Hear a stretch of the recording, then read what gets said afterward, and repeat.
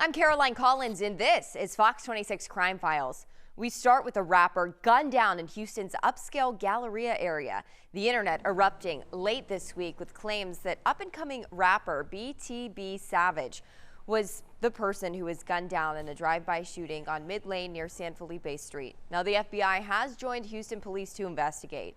Now, as of this taping, police will only say that two men in a black Subaru SUV fired on a 26-year-old man inside of a white Mercedes. Investigators say as many as 72 rounds were fired, and they're calling this a targeted attack. Now, hours before this shooting, BTB Savage reportedly posted on his social media to show off his wristwatch. He stood near a kitchenette that was smeared with dry blood, reportedly tied to a robbery he discussed online the day before. So was this murder some sort of revenge? That's the big question. In less than 24 hours this week, 3 would-be robbers were shot dead or wounded in Houston by their intended targets. Matthew Seedorf has a story.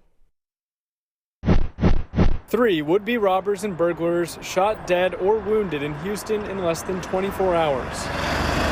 Outside this metro station downtown Monday evening, an 18-year-old tried stealing a military veteran's backpack. The vet in a wheelchair fighting back, shooting the would-be robber who's now hospitalized. The victim in the wheelchair was able to produce a firearm to defend himself and fired multiple shots, striking the suspect. A burglar Tuesday morning kicking in the door to a house in Highland Crossing. It's a pretty scary day. That's it. It's just scary, frightening. Patches Muhammad thankful she wasn't home at the time. I see him kicking the door, the wood falls on the floor, and he walks in with the gun pointed out. Sky Fox above where the would-be burglar ran to and was shot. A 64-year-old retired Baytown police officer confronting, chasing, and getting into a shootout with the suspect. Both hit and expected to survive. I think that it was God's intention for him to get caught today, because at some point you need to stop. I'm glad that the officer is going to be okay. Can't wait to see him and tell him thank you for what he did for us. Tuesday afternoon, 2 food truck workers defending themselves from a would-be robber. The robber's gun jamming while pointing at the workers. One of them firing back, killing the would-be thief. Crime's, it's how it is compared to last year. It's actually a little bit lower, but just it can happen any given time. You never know when it's going to happen. People just need to watch out and be safe of their surroundings. Well, next up, jugging. The crime, which is basically stalking your prey before attacking for big money, is getting more frequent and more violent. Natalie He has 2 cases with life-altering results. Thank you, God, again. Thank you. I'm alive. I'm lucky I'm sitting down with my family. Around 1:20 p.m. on February 13th, Raid Karaja, who did not want to show his face on camera out of fear, says he went to the Capital One Bank on Blalock Road to withdraw $10,000. Friday, I go to put the cashier check in a bank.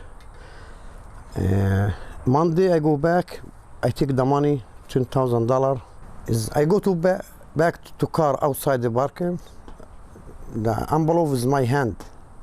I don't know. People outside watch everybody. The 56-year-old said he had recently sold his car and was planning on using that money to pay an outstanding property tax bill. On his way, he stopped at the 6400 block of Windswept Lane in southwest Houston to get his windshield repaired. Surveillance video shows Raid pulling up in his black SUV and the suspects trailing right behind him in a silver Toyota Corolla. Authorities say they'd followed him 5 miles from the bank. Somebody come in the other side, in the right side, in the door in the back. Open the door in the back, we take the money. The other guy put the gun in my face. In a matter of seconds, Raid says the 2 men stole his envelope with $10,000 inside, the equivalent of 5 months' work for this car repairman. Raid said he attempted to stop the thieves, but backed off when they pointed a gun at him for the second time. With jugging cases becoming all too common lately, safety experts urge people to stay aware of their surroundings.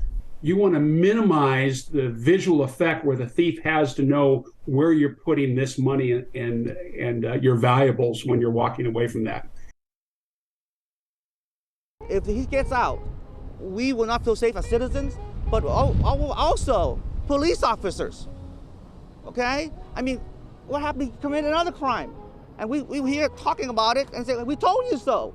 He's out again. Activists stood in front of the Harris County Criminal Courthouse Wednesday to demand that Judge Kristen Guinea of the 183rd District Court reinstate a higher bond for 17-year-old Joseph Harrell. In February, Harrell was caught on surveillance assaulting 44-year-old Nong Trung during a robbery and leaving her paralyzed. Last week, his bond was reduced from $200,000 to $100,000. What was she thinking? This individual has a previous weapons offense even before he assaulted this lady, and then has a subsequent offense even after he assaulted this lady. The demands come days after the Houston Police Officers Union says jailhouse calls from Harrell were leaked. There were some recorded phone calls from the defendant to his family members regarding the GoFundMe that was established by the victim. He was more concerned about the fact that the amount of money that was generated for her GoFundMe. I think that speaks to the state of mind of him being selfish and more concerned about his own affairs. Activists say Harrell showed no remorse for his actions or the victim, and they're now concerned for the public's safety if he does post bond. He basically admitted the crime on the audio. It's there. So it's pretty much a shut case. Today, I asked a couple of my Vietnamese friends and family to come out. They scared. They said, hi, we're afraid of retaliation. A 54-year-old contractor is accused of taking thousands from customers and then doing little to no work. Fox 26's Randy Wallace has this story you'll only see on Fox. I lost $103,000. That's not all. Lorena Reyes says she lost. He left me without my family. But my father, I'm sorry, sir. My father stopped talking to me for years. After hiring 54-year-old Salim Zantout to do foundation work, Reyes says the pair started dating. From February through July of 2018, she says she gave him $103,000 to build 2 townhouses on this property near downtown. When the investigating officer went to the job site, there was 0 construction.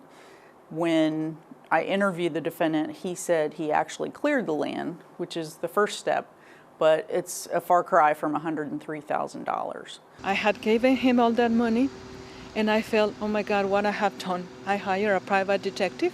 Reyes says she discovered Zantout was married and the target of civil suits. Every time that I was with him on his truck, there were people claiming, like, hey, when are you coming?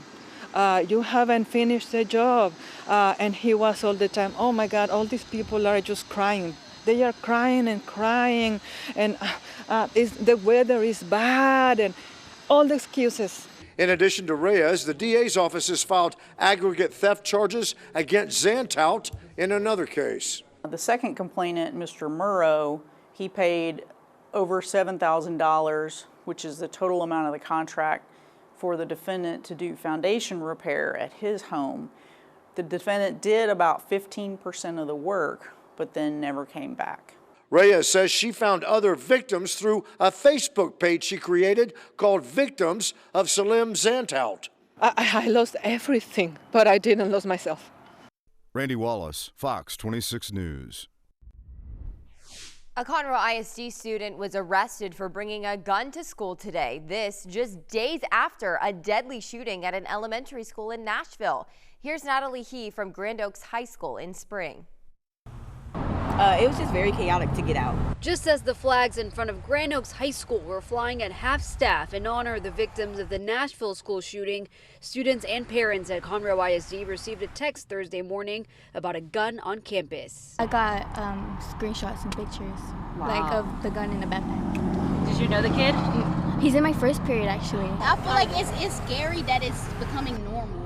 Yeah. That's one thing that's really becoming scary, and that the school wasn't on lockdown from me. Students say the threat of a gun on school grounds is one that's becoming all too familiar these days. Many of them say Thursday wasn't their first time. At my old school, it also happened, but I mean, they actually got the situation under control. The student that sent in that anonymous alert is a hero. We can't say for sure that anything would have taken place today. However, the potential that was there and the dangerous situation that it created This student is absolutely a hero. Conroe ISD Police Chief Matthew Blakelock says around 9:20 a.m., a student submitted a tip to the anonymous alert app, and within minutes, officers and K-9 units were able to detain the male student and found a gun in his backpack. Right now, it is one student that possessed one firearm. We do not have any information that is credible that has led to any other student being in possession of a firearm. And that's this week's Fox 26 Crime Files. I'm Caroline Collins. Thanks for watching.